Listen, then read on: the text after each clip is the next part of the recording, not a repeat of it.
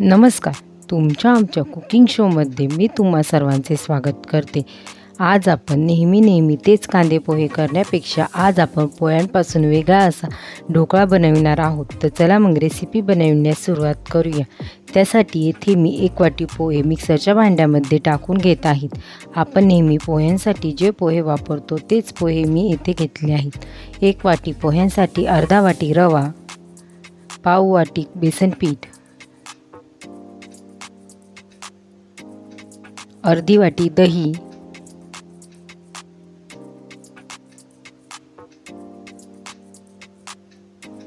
3 हिरव्या मिरच्या, 1 टीस्पून हळद, हिंग,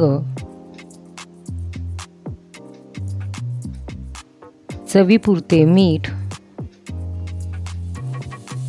आता आपण यामध्ये अर्धी वाटी पाणी टाकून घेऊ व हे मिक्सरमध्ये बारीक दळून घेऊ. आता आपले ढोकळ्यांसाठी लागणारे पीठ दळून तयार आहे. आता आपण हे पीठ एका भांड्यामध्ये काढून घेऊ. आता आपण हे पीठ एकाच डायरेक्शनमध्ये 10 मिनिटं चांगल्या प्रकारे फेटून घेणार आहोत.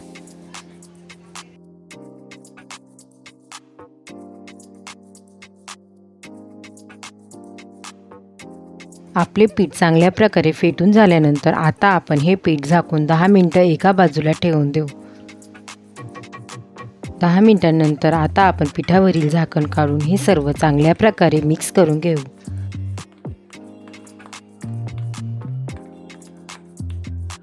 हे सर्व चांगल्या प्रकारे मिक्स करून झाल्यानंतर आता आपण या पिठामध्ये 1 टेबलस्पून तेल टाकून घेऊ. तेल टाकल्यामुळे आपला ढोकळा खाताना कोरडा असा लागत नाही.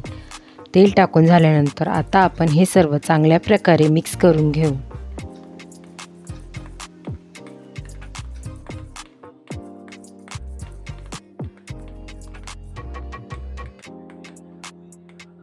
हे सर्व चांगल्या प्रकारे मिक्स करून झाल्यानंतर आता आपण या पिठामध्ये इनोचे पाऊच टाकून घेणार आहोत.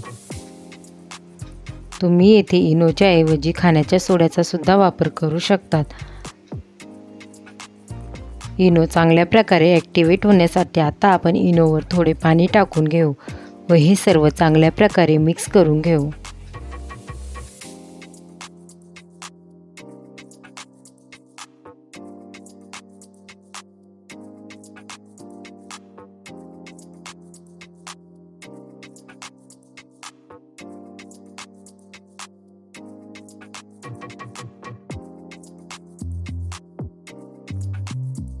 हे सर्व चांगल्या प्रकारे मिक्स करून झाल्यानंतर तेल लावलेल्या झाकणामध्ये आता आपण हे सर्व पीठ टाकून घेऊ. ढोकळ्याचे पीठ ताटामध्ये टाकून झाल्यानंतर आता आपण हे ताट एकदा दोनदा टॅप करून घेणार आहोत, जेणेकरून त्यातील एअर निघून जाईल व आपला ढोकळा चांगल्या प्रकारे फुलेल. आता आपण या ढोकळ्याच्या पिठावर थोडे काश्मीरी लाल मिरची पावडर टाकून घेऊ. आता इथे मी गॅसवर कढईमध्ये पाणी गरम होण्यासाठी ठेवले होते. आता आपले पाणी चांगल्या प्रकारे गरम झाले आहे. आता आपण त्यावर बनवून घेतलेल्या ढोकळ्याच्या पिठाचे ताट ठेवून घेऊ व ही कढई झाकून 10 मिनिटं हा ढोकळा चांगल्या प्रकारे शिजवून घेऊ. तुमचा ढोकळा छान प्रकारे मऊसूद होण्यासाठी व छान प्रकारे फुलण्यासाठी ढोकळा बनवताना त्या पिठामध्ये इनो टाकण्याच्या आधीच गॅसवर पाणी गरम होण्यासाठी ठेवावे व ज्या ताटामध्ये तुम्ही ढोकळा शिजविणार आहात त्यामध्ये तेल लावून ठेवावे, जेणेकरून इनो ॲक्टिवेट असतानाच तुमचा ढोकळा कढईवर गरम पाण्यामध्ये जाईल व तुमचा ढोकळा छान प्रकारे फुलेल. 10 मिनिटांनंतर आता आपला ढोकळा चांगल्या प्रकारे शिजून थंड झाला आहे. आता आपण हा ढोकळा कट करून घेणार आहोत.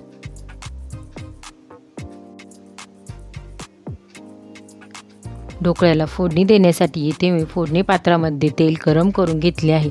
तेल चांगल्या प्रकारे कडकडीत गरम करून घ्यायचे. आता आपण या तेलामध्ये 1 टीस्पून मोहरी, 1 टीस्पून जिरे, 7 ते 8 कढीपत्त्याची पाने, हिंग, 1 टीस्पून पांढरे तीळ, 2 बारीक कट करून घेतलेल्या हिरव्या मिरच्या. आता आपली ढोकळ्यासाठी लागणारी खमंग फोडणी बनवून तयार आहे. आता आपण ही फोडणी ढोकळ्यावर टाकून घेऊ. तुम्हाला जर माझ्या रेसिपी आवडत असेल तर रेसिपींना लाईक करा, शेअर करा व अशाच नवनवीन रेसिपींसाठी चॅनलला सबस्क्राईब करा.